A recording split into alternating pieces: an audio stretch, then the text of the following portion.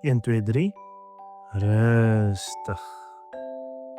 Welkom by nog 'n Storiebeer storie. Luister lekker saam.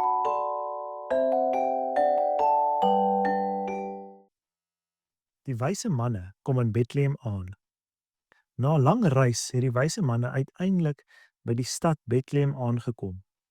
Die ster het oor hulle geskyn en dit het hulle direk na die stal gelei.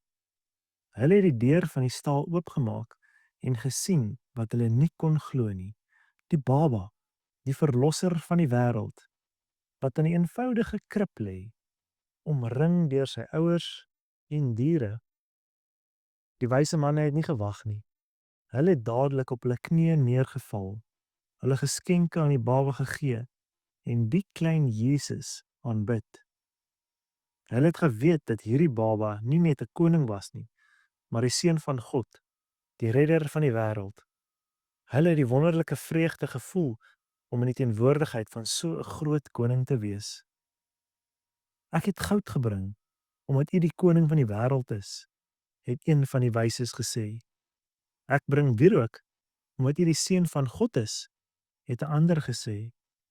En ek bring mirre, omdat U sal ly vir die mense wat U liefhet, het die laaste gesê. Die geskenke was nie net vir die baba nie, maar 'n simboliese erkenning van wie hy was en wat hy sou doen. Fluit, fluit, my storie is uit.